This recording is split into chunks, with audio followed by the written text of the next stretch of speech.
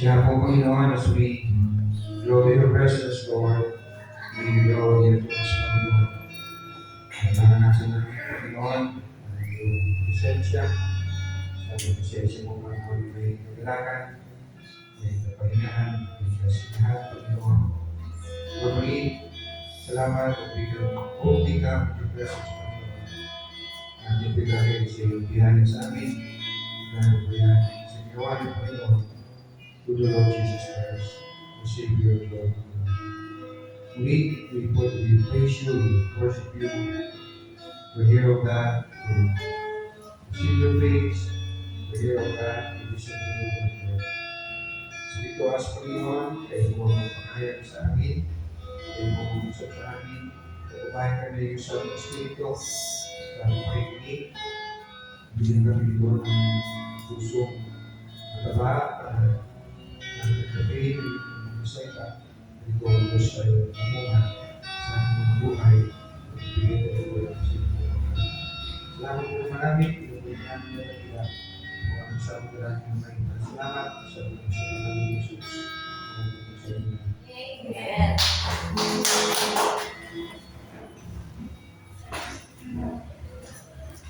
Lord, di po, kaya natin salita ng Panginoon mula sa Acts chapter 16, gawa kabanatang 16, ang talata ay isa ng globe.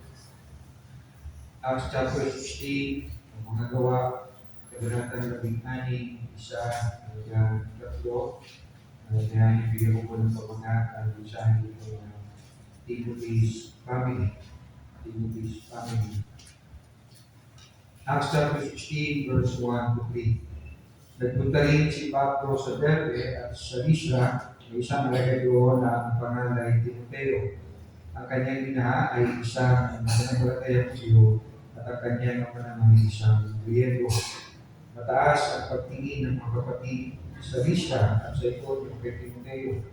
Ibig isama ni Pablo si Timoteo kaya pinuli niya ito alang-alang sa mga Hudyo sa lungsod ngayon. Dahil alam nila lahat ang kanyang ama ay isang Griego. Ang Diyos ko ang magpala sa kanyang pong salita. May pagbilig ay okay. So, sa pagkakataon ito, unang napanggit ko ang pangalan ni Timothy.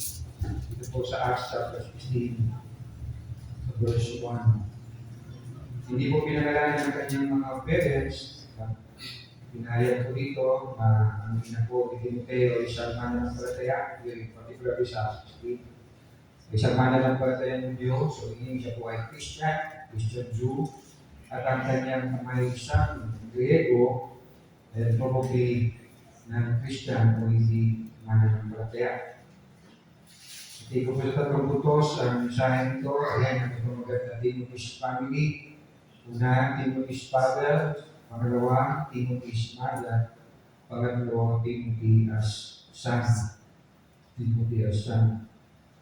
Timothy's father, again, verse 1, sa uling bahagi, at ang kanyang ama naman ay isang Griego. Binanggit ulit sa verse 3, sa uling bahagi, dahil alam nilang lahat na ang kanyang ama ay isang Griego. So, hindi po siya Jew, isa po siyang Griego, so isa po siyang Gentile. Ang sabi po ni Timothy, probably, kung hindi siya atheist, ay siya ay kung hindi pa mga Griego ay sumasamba po sa mga Diyos-Diyosan o polytheistic sila, naman silang Timotheos. At yes, kung hindi pa mga Griego ay mga intellectual, mga philosophical people, at yes, para sa kanila ang message ng Diyos, ang pagpatayan ng Panginoon Jesus, of course, sa mga convert, na hindi pa napunagin ng mga Griego, ay isang malaking kahangalan. Pagpagit po yan ng Apostle Paul sa kanyang sulat sa mga taga-Corinto. Let me read 1 Corinthians chapter 1, verse 22 to 25. Ang mga Hudyo yung hinihingi ng ibala, pinakatunayan, karunungan naman ang hinihingi ng mga Griego. Ngunit ang pinapangaral namin ni si Kristo ay pinako sa krus na para sa mga Hudyo siya napipisuran at para sa mga hindi, sa mga Griego, ay isang kahangalan. Subalit sa mga tinawag ng Diyos, maging Hudyo o maging Grego, si Kristo ang kapangyarihan ng karunungan ng Diyos. Sapagkat ang inaakala nilang kahangalan ng Diyos ay karunungan higit pa sa karunungan ng tao. At ang inaakala nilang kahinaan ng Diyos ay kalakasan higit pa sa kalakasan ng tao. Yes, malinaw ang Biblia o believer o Christian na ang tatay ng Timothy, but most probably ay hindi. At dito lang po, minsan nabanggit ko ang tatay ni Timothy, yung Acts chapter 16. Hindi niya ang pangalanan. Nasabi lang po isang Griego. And we can say na mayroong katiyakan na hindi instrumental ang tatay ni Timothy o sa kanilang palataya. Hindi po naging instrumental o hindi po naging bahagi ng pag-ibig na palataya. Hindi bahagi po ang tatay po niya. At yan po ay nabanggit po sa 2 Timothy chapter 1. 2 Timothy chapter 1. At ang nirecognize lamang po ni Apostle Paul na naging bahagi po ng pananampalataya ni Timothy ay ang kanyang lola Loida at ang kanyang nanay na si Eunice. 2 Timothy chapter 1 verse 5. Hindi ko nalilimutan ang kapag mong pananampalataya na unang pinagdahil ng iyong lola na si Loida at ni Eunice ay iyong ina. Nabibigyan po nasa iyo rin yung pananampalataya nito. So never na-mention po yung tatay po ni Timothy. So give credit mo sa pananampalataya ni Timothy. So hindi po talaga yung instrumento po ang tatay ni Timothy para sa pananampalataya ni Timothy. So 2 Timothy chapter 3, 2 Timothy chapter 3 verse 15, mula pa sa pagkabata, alam mo nang magandang kasulatan, may kapangyarihan magbigay sa iyo ng karunungan tungo sa ligtasan sa pamamagitan ng pananampalataya kay Kristo Jesus. Mula pa sa pagkabata, ang salita ko dito sa Griego ay brepos. Brepos. At yung salita ko ng brepos ay the same na ginamit ko kay John the Baptist. Mag-inisita po kay si Mary, kay Elizabeth. This time, si Elizabeth po ay 6 months old. Si John the Baptist ay 6 months old nang pinatubuntis ni Elizabeth. In Luke chapter 1. In Luke 1, verse 44, sapagkat pagdahil ito ng iyong pagbati ay gumalaw sa tuwa ang sanggol, repos. Repos din po ginamit na salita. Sa aking sinapupunan. So, nakita natin na wala pong involvement, hindi po naging instrumental, ang tatay po ni Timothy sa paghubog sa pananampalataya ng Timothy. At hindi nga po ba, katulad ko sa ating pong panahon, gano'ng karami pong tatay ang involved sa pagpapalago spiritual ng isang bata. At yes, dear Spirit, since infanthood o sanggol pa lamang ay tinuturuan na si Timothy ng salita ng Panginoon. Ibang-iba sa ating pong panahon na tinuturo sa bata ay gumamit ng cellphone, hindi po gumamit ng Biblia o makinig ng salita ng Panginoon. You may ask, tinuruan niyo ba talaga ang batang si Timothy, ang salita ng Panginoon at that very young age, so infanthood. Well, sa mga Hudyo po, meron malinaw po utos sa kanila ng Diyos. Of course, ito din po ay utos sa atin na turuan ng mga bata. Higit sa kanilang kasanggulan o sa kanilang mura at edad. Deuteronomy chapter 6. Deuteronomy chapter 6, verse 4 to 9. Deuteronomy chapter 6, verse 4 to 9. Pakinggan mo, Israel, si Yahweh na ating Diyos, ang tanging namin. Ibigin mo si Yahweh ng Diyos ng buong puso, buong kaluluwa, buong lakas. Ang mga utos niya ay itahin ninyo sa inyong puso. Ituro ninyo ito sa inyong mga anak. Pag-aralan ito sa inyong tahanan, sa inyong paglalakbay, sa inyong pagtulog sa gabi, at sa inyong pagbangon sa umaga. Ipulugod niyo ito sa inyong mga kamay bilang tanda. Itali sa inyong noo, isulat sa mga hambang ng pintuan ng inyong bahay at mga tarangkahan. So ito utos mo sa mga Hudyo na ituro ang utos ng Diyos even at their childhood o infanthood. At hindi nga, no, pinapahalagahan po ni Lord, no, o lagi pinapaalala ng Lord ang pagtuturo sa mga bata ng salita ng Panginoon. Remember, nung tumawid po sa pamumuno po ni Joshua, nung pagtawid po nila sa Jordan River, panahon ni Moses, no, sa Red Sea, si Joshua ang bumamulo, sa successor ni Moses, Jordan River naman ang tinawid nila. At kung sila'y tumawid, may inutos po ang Diyos sa kanilang ganito. In Joshua chapter 4, Joshua chapter 4, simula verse 1, nang makatawid na sa Ilog Jordan ng buong sambahayan, Joshua chapter 4, beginning verse 1, sinabi ni Yahweh kay Josue, pumili ka ng 12 lalaki, isa sa bawat titik. Pakuhain mo sila ng nag-iisang bato sa gitna ng Jordan, sa mismo kinatatayuan ng mga pari.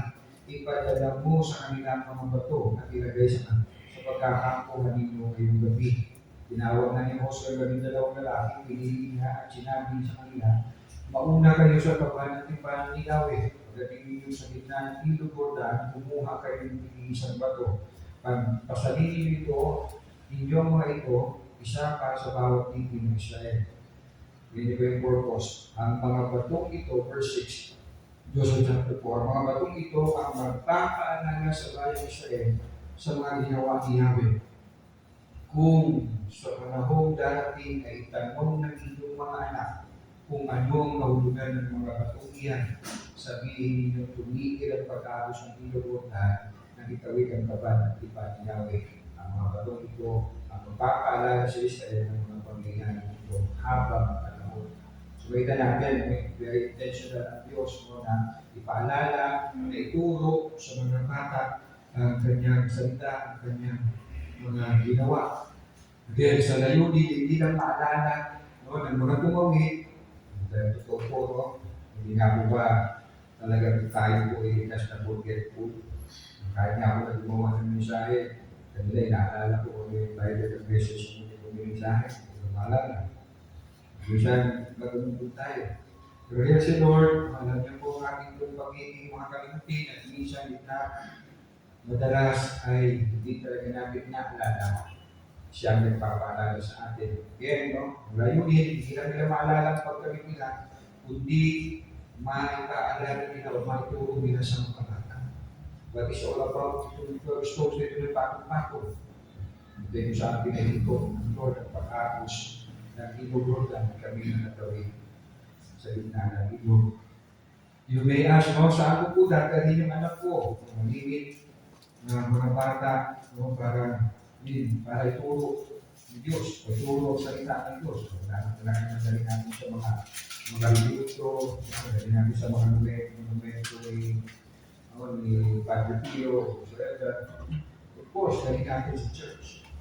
Dali natin sa church. Una, sabi ko mga pamamahay, yes, the best place for them to learn, idalhin po natin sa ating pananampahan, sa ating simbahan. Kaya strongly, no? Na talagang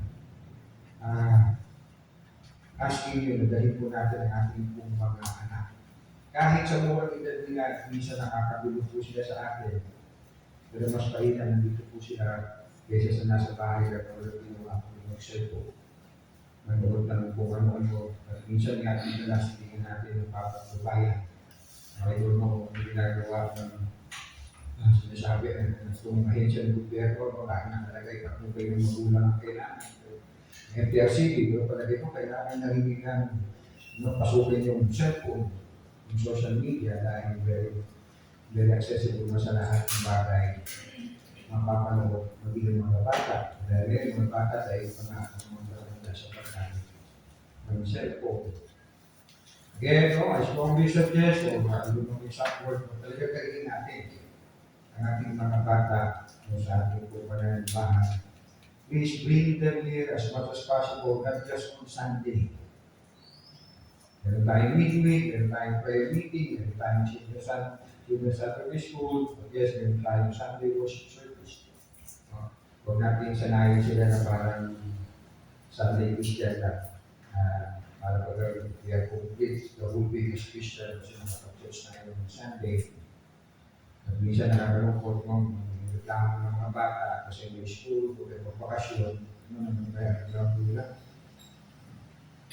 So yes, we could say, no, nasa aspeto po ng spirituality ni Timothy, hindi na walang ambag ang tatay niya. And yes, kaya maraming tatay na ganito.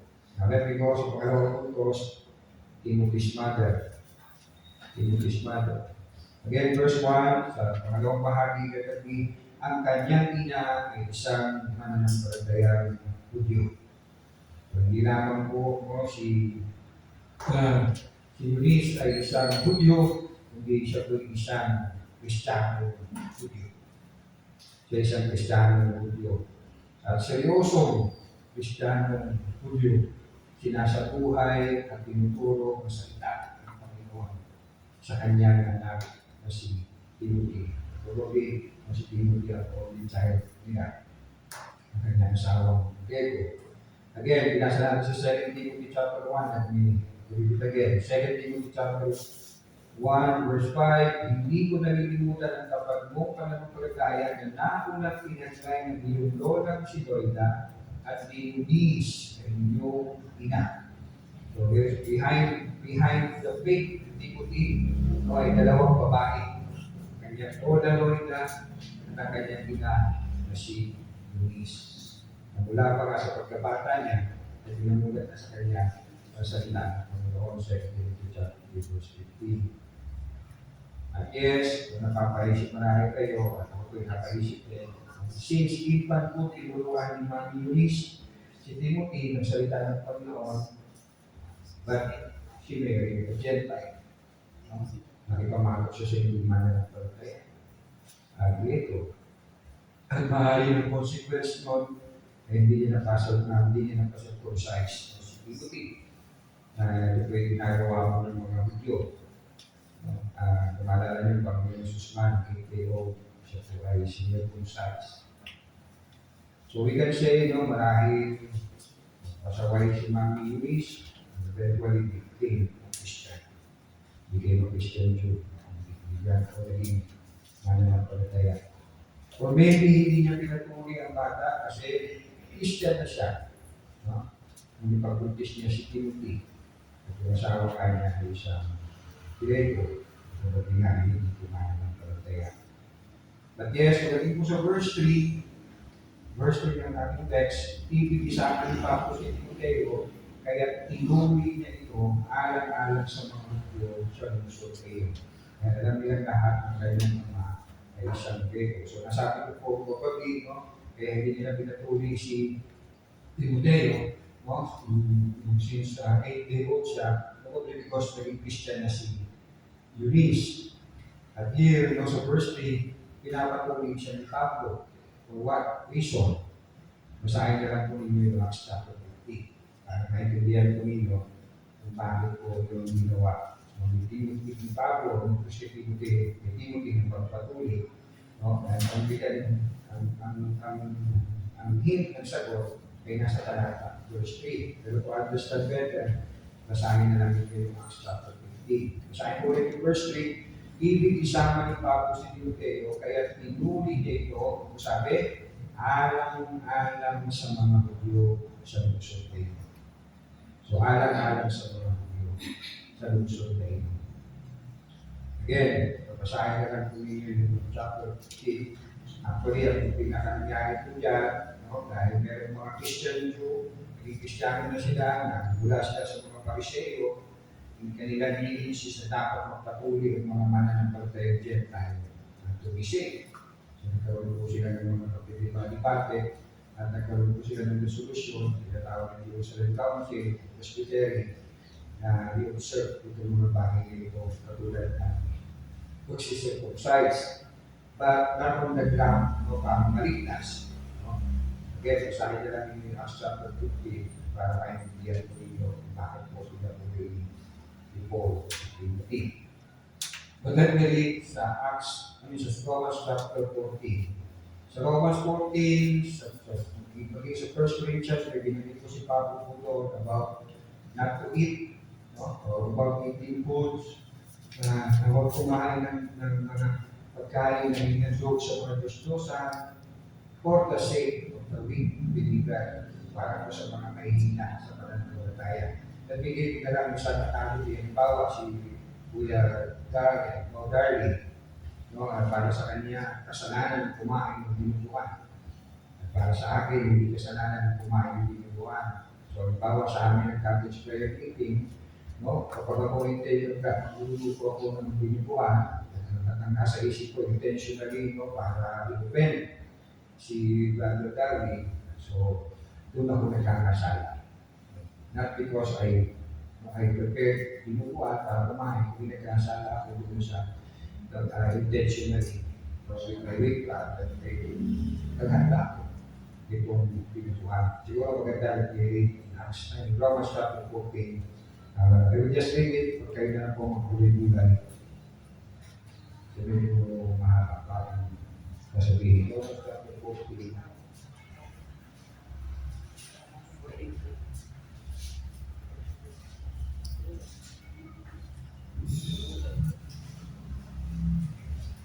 Romans chapter 14, reads mula verse 1. Tanggapin ninyo ang mahihina sa kanilang paniniwala. Huwag magpagtalo sa kanya tungkol sa kanyang puro-puro. Again, tinutukoy ko ito, mahina sa pananampalataya. May naniniwala maaari siyang kumain naman, may gulay lang ang pinakain ng mahihina sa kanyang paniniwala. Huwag hamakin ang taong kumakain ng naman, ang taong kumakain ng gulay lamang. At huwag naman matulad ng kumakain ng gulay lamang, ang taong kumakain ng naman, sapagkat siya'y tinatanggap din ng Diyos. Umabot sa likod ng iba, ang Panginoon lamang niya ang nakakahabot kung siya'y karapat-dapat o hindi. At itutuloy naman siya karapat-dapat sapagkat kaya gawin yun ng Panginoon. Let me jump sa verse 13. Huwag na kayong umako sa isa't isa. Huwag din tayo maging dahilan ng pagkakatiso o pagkakasala ng aming kapatid. Dahil sa ating pagiging mag-isa sa Panginoon Jesus, nabibigyan kung wala anumang likas na marumi. Ngunit kung sino man ay naniniwala marumi ang anumang bagay, marumi na ayon sa kanya. Kaya kung dahil sa kinakain mo ay nabibisyo daw iyong kapatid, hindi na ayon sa pag-ibig ginagawa mo. Huwag mong ipahama ang taong pinubos ng pagmamahal ng Kristo dahil sa iyong kinakain. Pag-ingatan mo ang inaakala mo mabuti ay huwag mas masamain ng iba. Sapagkat ang paghahari ng Diyos ay hindi tungkol sa pagkain, ang inumin, ito ay tungkol sa matibig, na pamumuhay, kapayapaan, kagalakan, na pinagkaroon ng Espiritu Santo. Ang nagirikot kay Kristo ng nagirikot kay Sipan ay ginagulit na ng Diyos at ginagalang ng mga tao. Kaya lagi natin ipagsikap ang gawin ang mga bagay na makakapagtulong ng kapayapaan at makakapalakas sa isa't isa. Huwag ninyong sirahin ang ginawa ng Diyos dahil lamang sa pagkain. Lahat ng pagkain ay malinis at maaari kainin kung hindi mabuti ang pagkasala ng iba dahil sa iyo kinakain. Mabuti ang huwag nang kumain ng karne o inyong ng alak o gumawa ng anumang magiging sariling pagkakasala ng iyong kapatid. Ikaw at ang Diyos na lamang ang dapat makaalam ng iyong paniniwala tungkol sa bagay dito. Pinagpala ang tao hindi sinusumbatan ng kanyang buhi kapag ginagawa ng mga bagay. Pinaniniwalaan ng tama. Ngunit ang sino mo kumakain sa kabila ng kanyang pag-aalilangan ay nagkakasala sapagkat hindi tapat ang kanyang paniniwala. Magawa ng nalabag sa sariling paniniwala ay kasalanan. Kaya lang po, magulit-gulit po yan. So to understand ang patungkol po kung bakit po ito pinatupad. Kasama ang chapter 15, pagbabawal na kumain ng mga bilikti, pagpatuloy sila. Yun po ay, again, hindi po tayo para paligtas. Again, you just read chapter 15 para maluwahan natin. So let me go po. Doon pa po kay Luis. Naman po yung pass niya. May mag-offer, bago mag-offer, whatsoever. So very clear. Since infant humility, tinuruan na niya yung salita ng Panginoon. At kinilala tayo ng Apostle Paul. Kinilala ng Apostle Paul ang pananampalataya. Imaki, Luis. So 2 Timothy again, chapter 1, verse 5, hindi ko nalilimutan ang tapat. Ang Greek word ko dito ay anopokritos, sounds hipokrito, pero meron sa isa, yung apo is negative, so without hypocrisy. Hindi ko nalimutan ang tapat mong pananampalataya. Ang pinaglay ng Lola, Lola, tapat sa pananampalataya ng iyong ina, ng nanay ng iyong ina kasi Luis. So, kaya yung instrumental po, si Mami Luis, sa faith ni Timothy. Instrumental po si Mami Luis sa faith ni Timothy, compare sa kanyang tatay, na hindi ko instrumental sa pananampalataya ni Timothy. Sinasabi na si John Newton, focus po ng Amazing Grace. Instrumental po sa kanya po pananampalataya, kanyang inang si Grace, si Nanay Nancy. Sa testimony po ni John, i-testify na nakita niya lagi ang kanyang nanay na nananangin, nakita niya lagi ang kanyang nanay na nag-devotion sa salita ng Panginoon. That convicts me to believe in the Lord Jesus Christ. Si Jochebed, the mother of Moses, as we know, tila siya naging frontliner ng airport, ay salba si Moses at hindi natin nakita ang tatay niya si Abraham. At marahil hindi pumunta po ang asawa po ni Luis sa pagpapalaki niya kay Timothy dahil nakikita ng asawa niya ang sincere faith ni Luis. Kumbaga, nakita niya ang kabutihan sa loob ni Luis. Gaano karami kayang unbeliever husband with a believer wife. Nakikita talaga ni unbeliever husband yung pagiging totoo believer ni wife.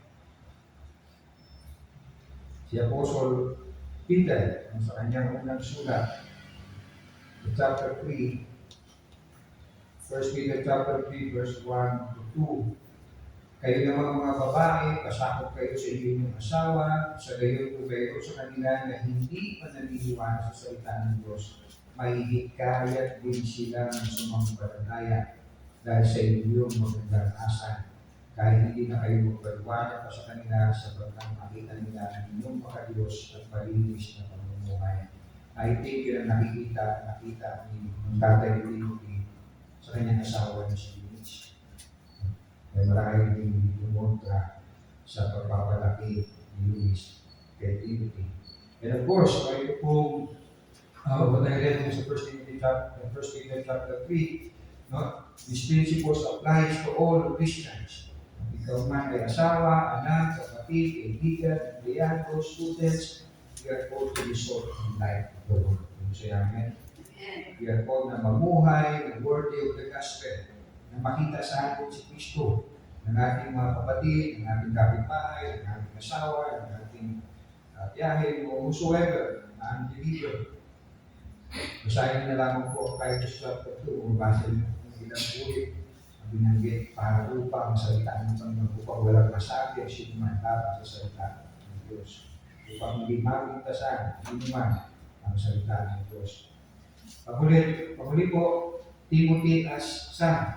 Nakita natin ang tatay ni Timothy, nakita natin ang nanay ni Timothy, nakita natin si Timothy bilang anak. Again, verse 2, mataas ang pagtingin ng mga kapatid sa Listra at sa Iconio kay Timoteo. Pag binasa niyo sa Tagalog, mataas ang pagtingin mo, makisipin natin, siguro, kagalag-galag siya, isa siyang opisyal, o mga sabihin natin, isip natin siguro, kahit niya, katulad ng kahit ni Bolbol, ng token text. Sa ESV, he was well spoken of by the brothers at Listra at Iconio. Meaning, maganda po ang pinasabi ng mga kapwa niya mananampalataya sa Listra at Iconio. Maganda po ang testimony ni Timothy.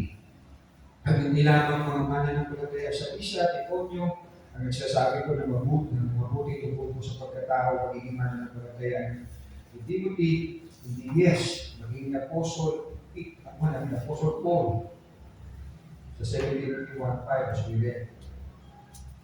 Na hindi na nakikita ni Pablo kay Timoteo yung pananampalataya ng kanyang lolo at ang kanyang nanay. So imagine that.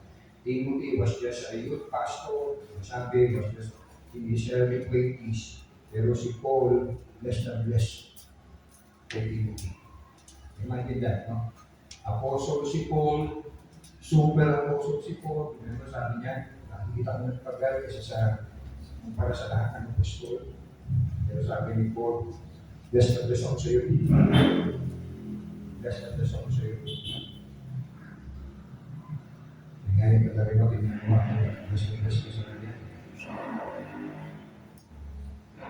Siya yung kahalagahan po ng salita ng Panginoon sa pagbubog ng pagkatao ng isang tao.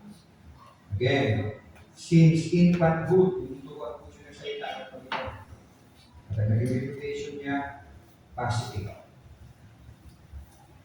Tayong tao sa atin, church natin, holy life, mission church. At nakita kaya tayo ng people around our community, holy life niya ba? Ang tingin sa atin, I remember yung pastor ko sabi kung maraming Christian, holy pag Sunday, holy out the rest of the week. Again, kahalagahan po ng salita ng Panginoon sa pagbubog sa buhay pananampalataya. Kaya huwag tayo mag-diet, huwag tayo mag-diet sa salita ng Panginoon. At yes, huwag natin i-diet ang ating mga anak sa salita ng Panginoon. Busugin natin sa salita ng Panginoon. Let me just read this, very familiar tayo po dito. 2 Timothy chapter 3, at bibigay verse 14. 2 Timothy chapter 3, verse 14, Ngunit ikaw, patuloy ka sa mga aral na natutunan mo at matibay mong pinaniwalaan sapagkat kilala mo ang mga nagturo ito sa iyo. Mula ka sa pagkabata, alam mo na ang ganda ng kasulatan, may kapangyarihan magbigay sa iyo ng karunungan tungo sa kaligtasan sa pamamagitan ng pananampalataya kay Kristo Jesus. Ang lahat ng kasulatan ay binasihan ng Diyos at kapakipakinabang sa pagtuturo ng katotohanan, sa pagsaway sa lahat, sa pagsaway sa kamalian, sa pagtutuwid sa libong gawain, at sa pagsasanay para sa matuwid na pamumuhay, upang ang lingkod ng Diyos ay maging ganap at handa sa lahat ng mabubuting gawain. Again, imagine ang bata, tanggalan natin yung salita ng Diyos. At tayo mga nakakatanda, alam natin, alas natin, na kung wala ang salita ng Diyos, pasaway tayo. Mas madalas tayo magiging pasaway. Mas madalas tayo magiging negative ang tingin sa buhay sa mundo. Mas madalas tayo magiging galit sa mundo. Mas madalas tayo miserable sa buhay kung wala ang salita ng Panginoon. So how much more sa mga bata?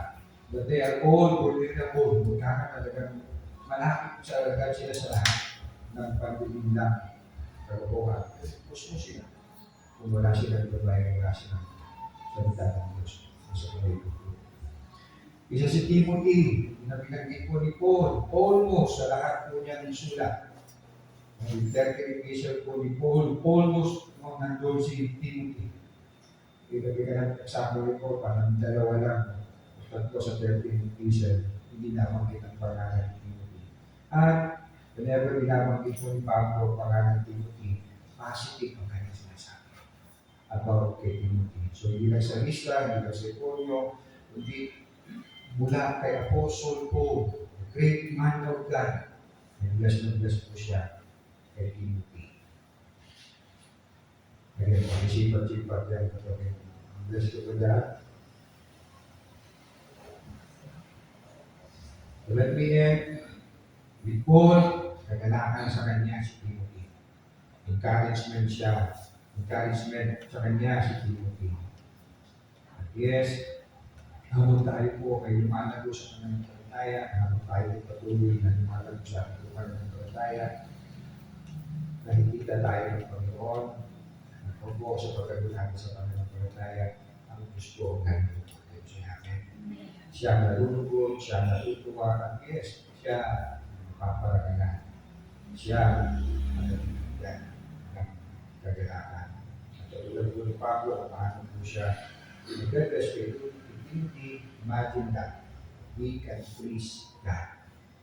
Kahit tayo isang makasalanan, kahit tayo ay nagkakasala sa Panginoon, yes, we can please God. sa pamamagitan po ng ating po pagsunod sa Kanya. Ito tayo po muli, maraming pong salamat. Salamat po Diyos sa iyong mga salita po Diyos. Finding us, O God, kung paano kayo magsalita mo sa buhay namin. Ako po, Panginoon, nagtulog niya sa amin ng kaligtasan dahil sa pagpagitan namin sa salita kaya nagkaroon ng palataya sa iyong pagligtas ng Panginoon Jesus Christ. Ako po, Panginoon, na kami nagkaroon ng kaligtasan, kami nagkaroon ng buhay ng buhay ng patuloy na tinutuloy niyo ang pagpulong niyo sa buhay na ito saan na dito lahat ng tuloy ng pagkakasala, dito lahat ng tuloy ng kailan na parang pagkasala. Salamat na yung salita ng Panginoon that give us the temptation, that give us the way against temptation, Panginoon. Give us, Panginoon, pagbuhay sa kabunaran, sa gitna, sa buhay ko, na napapagpag ng kasamaan. Thank you also for reminding us, O God, na napakahalagaan yung salita, hindi lang sa aming mga nakatanda, hindi ba rin sa mga bata. O God, O Lord, hinahin namin, Panginoon, na tuloyin kami, Panginoon, na desire sa araw-araw ng buhay namin, O God. Hindi lang ang aming naisip, na pagmulayan, ay sa buhay ay yung salita.